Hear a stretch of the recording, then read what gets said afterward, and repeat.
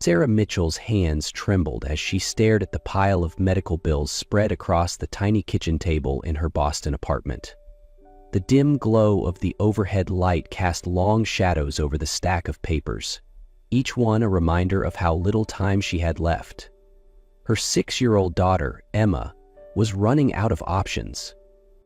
The rare genetic disorder that had once seemed manageable had taken a turn for the worse. The medications that had once slowed its progress were no longer enough. Sarah had spent the past 3 years juggling 2 jobs, teaching elementary school by day and waiting tables at a downtown diner by night, just to keep up with treatments. But it wasn't enough. It had never been enough. Outside, autumn rain battered against the windows, mirroring the storm raging inside her. She clenched her jaw, fighting back the tears that threatened to fall. At 28, she had already weathered more than most, losing her parents in a car accident at 20. And 4 years ago, she began raising Emma alone after realizing James had disappeared from her life, without ever knowing their daughter existed. Now she stood on the edge of a financial abyss, staring into a future where she might have to watch her child slip away simply because she didn't have enough money to save her. "Mommy?" The weak voice pulled Sarah from her thoughts. She turned to see Emma peeking from her bedroom, her small frame barely visible in the dim light. "Can you read me a story?" Sarah quickly wiped her eyes and forced a smile. "Coming, sweetheart." She shoved the bills into a drawer, hiding them away the same way she tried to hide her fears. Walking into Emma's room, her heart clenched at the sight of her little girl nestled among her pillows. Her golden curls, once thick and bouncy, were now limp from months of medication. "The princess one?" Emma asked hopefully, her blue eyes bright despite her pale complexion. "Of course, my love." Sarah settled beside her daughter, wrapping an arm around her tiny frame as she read about fairy tale endings and magical cures. But her mind was far from the story. Dr. Harrison's voice echoed in her head. "There is a treatment, an experimental procedure in Switzerland. The success rate is promising, but the cost is substantial. $500,000. Sarah exhaled shakily, holding Emma a little closer as if she could shield her from the cruel reality of their situation. She had to find a way, no matter what it took. Sarah sat in front of her old laptop, the blue light casting a ghostly glow over her face. She had spent hours searching for any possible way to save Emma. Charities, medical grants, crowdfunding campaigns. But no matter how hard she tried, $500,000 was an impossible number. She bit her lip, the weight of helplessness pressing down on her like a crushing tide. She had once believed she could do it all alone. For the past 4 years, she had been both mother and father, the sole provider for their tiny family. But now, staring down the impossible, she realized just how small she truly was against forces she couldn't control. Her eyes skimmed past a private financial assistance forum. A post caught her attention. Seeking a contractual marriage? Substantial financial compensation available for the right candidate. Her breath hitched as she clicked on the post, reading the details. A legal firm was representing an anonymous client in search of a marriage arrangement. The terms were simple, yet staggering. A legally binding marriage for a minimum of 1 year. Complete discretion, identities would remain undisclosed. The participant would receive $1 million, with $500,000 paid immediately upon signing. Sarah felt her stomach twist. Marrying a stranger, selling a year of her life for money. The very thought made her skin crawl, but then a soft cough from the bedroom snapped her back to reality. Emma. Her daughter lay asleep, but her fragile breathing and pale complexion were cruel reminders that time was not on their side. Sarah took a shaky breath and typed out a response. Single mother seeking financial support for daughter's medical treatment, willing to sign any agreement necessary. She hesitated for a single second. Then she hit send. Less than an hour later, her inbox chimed with a response from a prestigious law firm. The anonymous client had accepted her application. What followed was a whirlwind of contracts, background checks, and secrecy. Everything was handled through intermediaries, and Sarah never met her future husband. Each document she signed made the arrangement feel more real, yet impossibly surreal. She was selling a year of her life to a stranger. The night before the wedding, she sat on her bed, staring at her wedding dress, the simplest one she could find. A part of her wanted to run, but then she heard Emma's soft breathing beside her and reminded herself why she was doing this.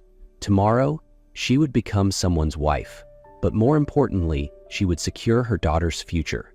Everything was so professional, so meticulously impersonal. It made her stomach churn. Her future husband would not be present. Everything was handled through intermediaries. She only knew he was a powerful businessman who required a legal marriage to protect his corporate interests. No further details were provided. A thick contract was placed in front of her. Legal jargon stretched across the pages, but Sarah's eyes fixated on just one line. The funds would be transferred immediately after signing. Her pulse pounded as she picked up the pen. She had never imagined she would do something like this, but for Emma, she would do anything. Without another second of hesitation, she signed her name. That morning, Boston was cold and gray. Sarah stood in front of the mirror, adjusting the simple white dress she had hastily bought from a budget store. No veil, no sparkling jewelry, just a touch of makeup and her honey blonde hair pulled into a neat bun.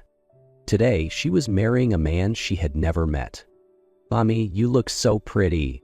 Emma sat in her small wheelchair, her blue eyes shining with excitement. She didn't know the truth. Sarah had simply told her that today they would meet a friend, someone who would help them get to the best doctors in the world. Kneeling down, Sarah gently fixed the bow in Emma's hair and forced a smile. "Remember what I told you? After today, we're going on a special trip to see some amazing doctors who will help make you all better." Emma nodded eagerly. Sarah took a slow, shaky breath as she stepped into the courthouse. The ceremony was to be completely private. No guests, no flowers, just her, a lawyer, a judge, and the man she was about to marry. He stood with his back to her, tall and composed, his dark suit perfectly tailored. But when he turned around, her world tilted on its axis. James Crawford. Her breath caught painfully in her throat. No, this couldn't be happening. The man standing before her wasn't just a wealthy businessman. He was someone she had once known, someone she had once loved. The man she had spent a whirlwind, passionate week with 5 years ago during her summer internship in New York. The man she had walked away from when she found out she was pregnant. The father Emma had never known. Sarah froze, her heart slamming against her ribs. James looked just as stunned. His stormy gray eyes widened, then narrowed, a hurricane of emotions flashing across his face. "Sarah?" His voice was rough, disbelieving. Sarah opened her mouth, but no words came out. Through the open door, Emma's laughter rang through the quiet room, shattering the suffocating silence. James stiffened. His gaze flickered from Sarah, shifting toward the sound of the child's voice. For a second, he seemed confused, his brows furrowing as if trying to place a memory long buried. Then his eyes landed on Emma. He took a step forward, his breath catching in his throat. Sarah could see the exact moment it happened, the realization creeping over him like a slow-moving storm. His gaze swept over Emma's features, the soft golden curls, the small upturned nose, and then finally, those stormy gray-blue eyes. James inhaled sharply, staggering back as if the weight of the truth had physically struck him. His mouth opened, then closed, his hands clenching into fists at his sides. His expression was no longer just shock. There was something else, something raw, something broken. His gaze snapped back to Sarah, demanding an explanation. His voice, when he finally spoke, was hoarse with emotion. "Sarah, is she that little girl?" James's voice was hoarse, almost disbelieving. "Emma is my daughter?" Sarah clenched her fists, her heartbeat hammering in her chest. She had always known this moment would come, but she had never imagined it would happen like this. Abrupt, undeniable, with no room to prepare. "James, this isn't the time. Answer me, Sarah." His voice was dangerously low, edged with something sharp. "Is she mine?" She met his stormy gray eyes, which burned with fury, betrayal, and something deeper. Something raw. Sarah swallowed hard. Then, slowly, she nodded. James took a step back as if she had physically struck him. He ran a hand through his hair, breathing deeply, visibly trying to compose himself. After a long silence, his voice came out rough but steady. "We'll talk about this later," he said, his gaze locked onto hers. "But first, I'm making sure she gets the best treatment possible." Sarah blinked in shock. You want to help Emma?" James stared at her as if she had just said something absurd. "I'm not helping." His tone was ice cold. "I'm doing what any father would do." Before Sarah could argue, James turned sharply to his lawyer. "Prepare the jet. We're leaving tonight." "James, you can't just make decisions like this," Sarah bit out, regaining some of her footing. "Emma is my daughter. I've raised her alone for 4 years, without you." James's jaw clenched. His voice was lower now, more controlled, but no less intense. "And you think I'm going to leave her alone for a second longer?" She had no answer to that. 2 hours later, Sarah stood on the tarmac of a private airport, watching as James's jet was prepared for takeoff. Emma was curled up in her arms, fast asleep after an exhausting day. Sarah felt like everything was moving too fast, like she was losing control of the very life she had fought so hard to hold together. She turned to James, trying to hold her ground. "You think you can just show up after all these years and change everything?" James met her gaze, his expression unreadable. "I'm not here to change everything," he said quietly, but with unmistakable conviction. "I'm here to fix it." And for the first time in years, Sarah felt like she wasn't standing alone anymore. The flight to Switzerland was thick with tension. Sarah sat beside Emma, gently stroking her daughter's soft curls, while James sat across from them, his gaze never once leaving Emma. For 4 years, Sarah had done everything alone, taking Emma to doctors, staying up late worrying through her fevers, navigating the terrifying reality of her illness without help. But now, for the first time in years, she wasn't alone anymore. When they arrived at the hospital, Emma's eyes widened with wonder. The vast gardens, the brightly colored flowers, and the therapy dogs roaming freely made the hospital seem more like a fairy tale castle than a medical facility.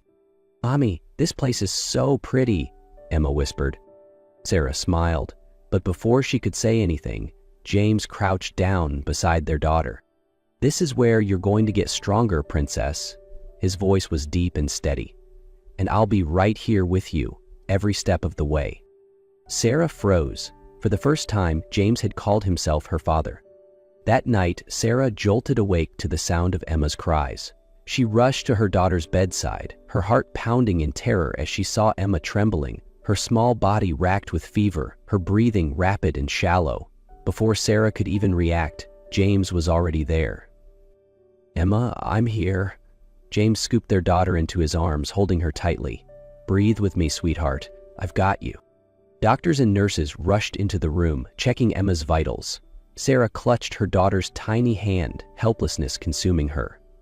After what felt like an eternity, Dr. Muller stepped out with a reassuring nod. "She's a fighter. We've stabilized her." Sarah exhaled shakily, tears slipping down her cheeks. When she turned to James, she saw him release a deep breath, as if he had just endured the greatest battle of his life. But more than that, she saw the way he looked at Emma, no longer as a businessman, no longer as a stranger. James Crawford had become a father. Sarah stood on the hospital balcony, taking in the crisp Swiss air. Last night had been a nightmare. She was still shaken from watching Emma struggle with a high fever, her breathing growing weaker in James's arms.